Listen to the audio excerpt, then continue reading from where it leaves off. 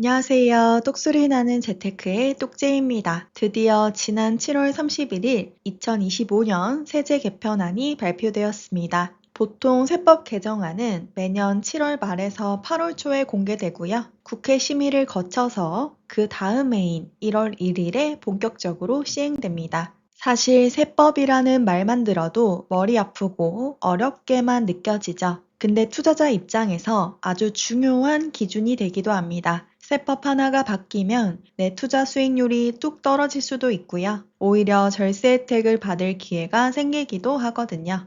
물론 우리는 세무사가 아니니까 세법 전체를 다 알 필요는 없습니다. 나에게 영향을 주는 포인트만 골라서 보면 되는데요. 올해 역시 똑재가 아주 쉽게 핵심만 정리해 드리도록 하겠습니다.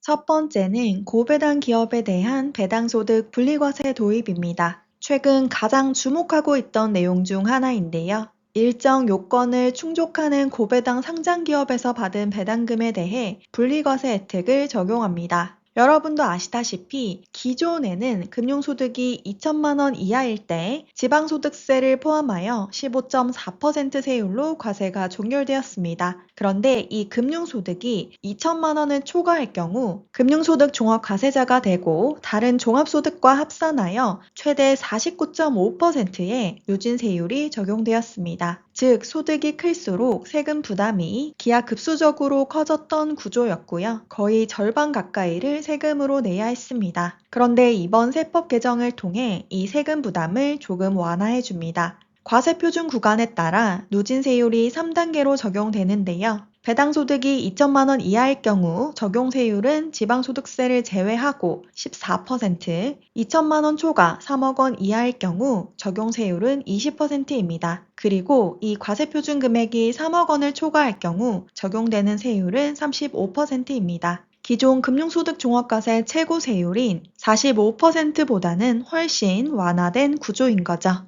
단, 모든 기업에서 지급하는 배당금에 대해서 이 분리과세를 적용해주는 것이 아닙니다. 고배당 기업이라는 일정 조건을 만족해야 하는데요. 우선 첫 번째로 전년 대비 현금 배당이 감소하지 않아야 하고 아래 1번과 2번 조건 중 한 가지를 만족해야 합니다. 첫 번째, 배당 성량이 40% 이상이거나 두 번째, 배당 성량이 25% 이상이면서 직전 3년 평균보다 5%포인트 이상 배당이 증가해야 합니다. 즉, 배당을 꾸준히 확대하고 있는 기업에게 이 혜택을 적용해 주겠다는 거고요. 참고로 리츠나 공모펀드, 사모펀드, SPC는 이 분리과세 적용 대상에서 제외됩니다. 즉, 우리가 흔히 투자하고 있는 고배당 ETF도 이 분리과세 대상에 포함되지 않습니다. 이 부분은 참 아쉬운 부분인데요. 이렇게 된 이상 앞으로 배당 ETF에 투자할 때 더더욱 절세계좌를 활용해야 할 것 같습니다. 사실 이 배당소득 분리과세는 세법 개정이 발표되기 전부터 굉장히 뜨거운 관심을 받았었는데요. 구체적인 안이 발표되고 나서 시장 반응은 어떤지도 살펴보겠습니다. 먼저 생각보다 이 기준이 까다롭다는 이야기가 많았습니다. 전체 상장사 중에서 배당소득 분리과세 혜택을 적용받을 수 있는 기업은 약 350여 개밖에 안 된다고 합니다. 그래서 우리가 흔히 많이 투자하고 있는 삼성전자나 현대차, SK하이닉스 이런 기업들은 모두 다 분리과세 혜택을 받을 수가 없습니다. 참 아쉬운 부분이죠. 또한 당초 논의되었던 안이 있었는데요. 이때 제시됐던 분리과세 최고 세율이 무려 10%포인트나 높아졌습니다. 기존에는 3억 초과 시 분리과세 세율 25% 적용된다고 했는데 이번에 발표된 세법 개정안에 따르면 3억 초과 시 35% 적용됩니다. 즉 대주주 양도소득세 최고 세율 25%랑 비교할 경우 배당 대신에 매매차익의 세율 부담이 더 낮아지기 때문에 크게 메리트가 없다는 이야기가 많은데요. 그래서 세율이 생각했던 것보다 높다. 야당은 물론이고 여당 내에서도 정책 효과가 미미할 것이라며 반발 기류가 거세다고 합니다.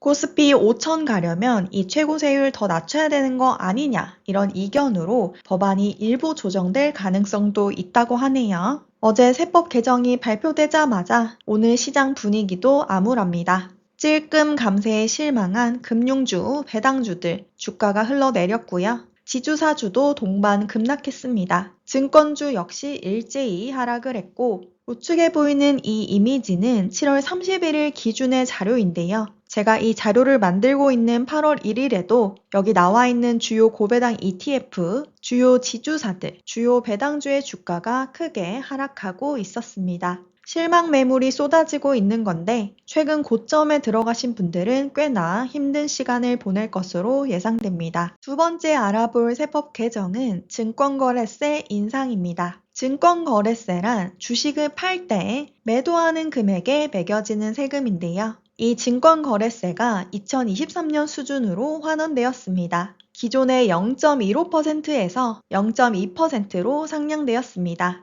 왜 갑자기 이 증권거래세를 인상한 것이냐? 기존에 금투세 도입을 전제로 이 증권거래세를 낮춰준 것이었는데 금투세가 폐지되면서 이 증권거래세를 다시 원복했다고 합니다. 정부에서는 인상폭이 소폭이기 때문에 시장 충격은 제한적일 것이라고 예상했는데요. 하지만 투자자 입장에서는 주식을 매매할 때마다 이 증권거래세를 내야 하기 때문에 거래 비용이 늘어나 세금을 더 내야 하는 셈이 되었습니다. 특히 단기 투자자나 잦은 리밸런싱을 할 경우 기존보다 이 세부담이 늘어나게 되겠죠. 인상폭이 적든 크든 간에 세금을 더 내야 한다는 것은 크게 달갑지만은 않은 것 같습니다. 세 번째는 대주주 기준 하향입니다. 기존에는 한 종목당 보유 금액이 50억 원 이상일 경우 대주주로 분류가 되었는데요.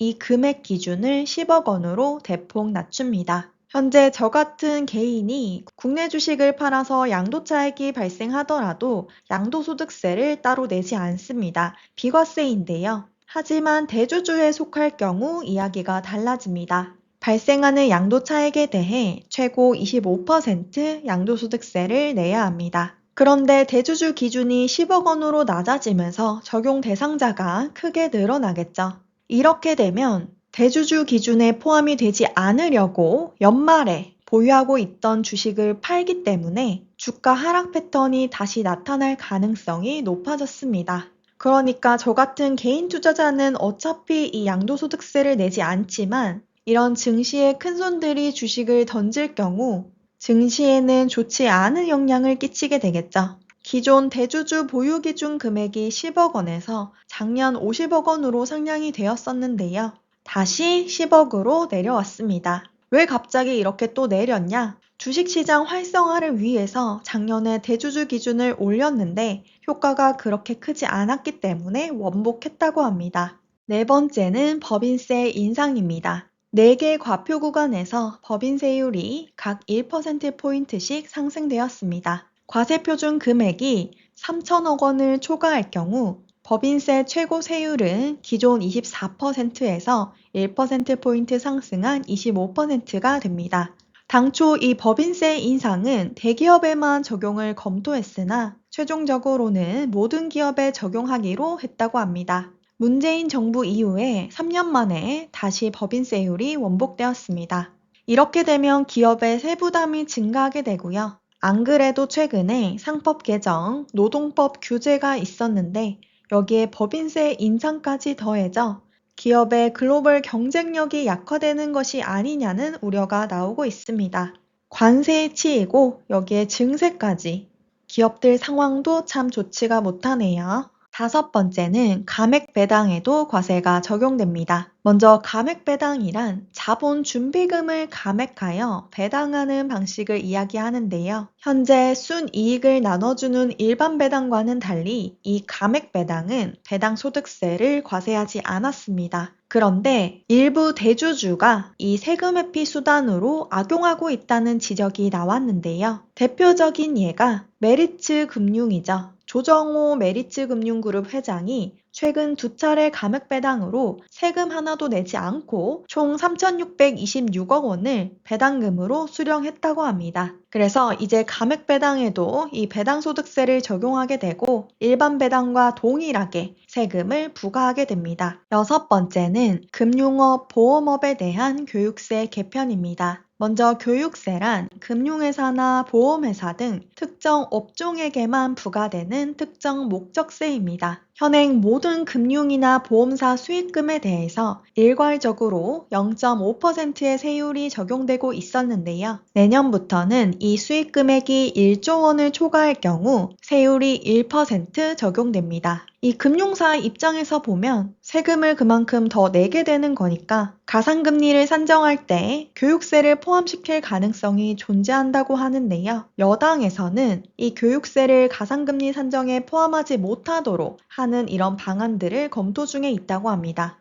이렇게 되면 금융사의 세 부담이 늘어나는 구조가 됩니다. 총 6가지 주요 세법 개정안에 대해서 알아봤는데요. 이번 2025년 세제 개편안은 2022년 이후 윤석열 정부가 시행했던 감세 정책을 3년 만에 원점으로 되돌리는 데 초점을 맞췄다고 합니다. 기재부 1차관은 지난 정부가 감세 정책을 펴는 과정에서 훼손된 과세 기반의 정상화를 추진했다며 법인세 인상 등으로 마련한 재원을 우리 산업의 근본적 경쟁력을 강화하는 데 집중할 계획이라고 말했습니다. 올해 세제 개편은 증세에 초점이 맞춰졌다고 볼 수가 있겠고요. 이번 개정을 통해 거치는 세금은 2026년도부터 5년 동안 총 35.6조 원 규모라고 합니다. 그중에서 법인세, 세수 효과가 가장 크고요. 다음으로는 증권거래세입니다. 세제 개편안에 따른 추가 세금 부담을 보면 대기업의 세금 부담이 가장 높은 것을 볼 수 있습니다. 한편 이번 세법 개정안에 대한 비판도 만만치가 않습니다. 코스피 5천 가는 길이 개미 때리기였나? 국민청원까지 등장이라는 기사가 하나 났는데요. 대주주 양도소득세 하향 반대라는 제목의 청원이 올라왔다고 합니다. 이 청원은 정부가 대주주의 기준을 지나치게 강화했다며 이를 철회해달라는 내용을 담고 있는데요. 코스피의 붕괴를 막기 위해서 청원한다. 양도소득세는 대주주가 회피하기 위해 연말에 팔면 그만인 세금이다. 연말마다 세금 회피용 물량이 쏟아지고 주가는 빠지게 돼 있다. 세금 체계가 이런데 누가 국장을 하겠나? 한국 주식시장에서 장기 투자할 수 있는 환경을 만들어 달라고 말했습니다. 또 덧붙이면 부동산 시장에 매몰된 투자 자금을 주식시장으로 옮기자더니 되레 증시 체력을 갉아먹는 조치를 발표했다고 맹비난을 쏟았고요. 코스피 5천을 외치면서 제도는 역행을 했다는 말도 있습니다. 개인적으로도 코스피 5천 점점 멀어져 가는 게 아닌가란 생각이 드는데요. 불과 얼마 전까지만 해도 이재명 대통령이 직접 증시 부양을 강조하고 배당을 확대해야 한다고 이야기했죠. 국민이 주식 투자를 통해서 중간 배당도 받고 생활비도 벌 수 있게 주식 투자를 부동산에 버금가는 대체 투자 수단으로 만들 것이라고 분명 이야기를 했는데 이번 세법 개정안에는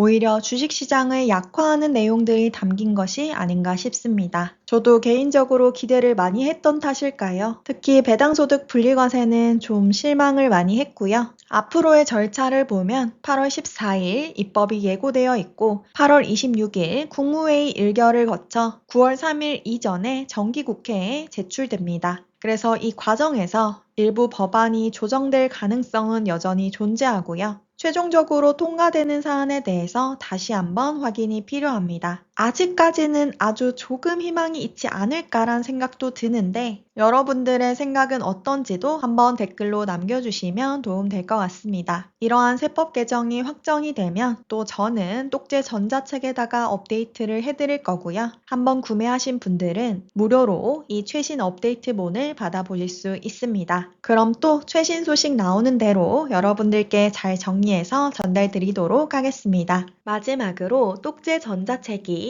2025년 최신 개정판으로 업데이트 되었습니다. 이번에도 역시나 많은 분들이 궁금해하시는 내용들을 포함하여 실질적으로 도움될 만한 아주 알찬 내용들로만 담았으니까요. 관심 있으신 분들은 고정 댓글 참고 부탁드리겠습니다. 오늘도 끝까지 시청해 주셔서 감사합니다. 오늘 내용 도움 되셨다면 구독과 좋아요 부탁드립니다. 감사합니다.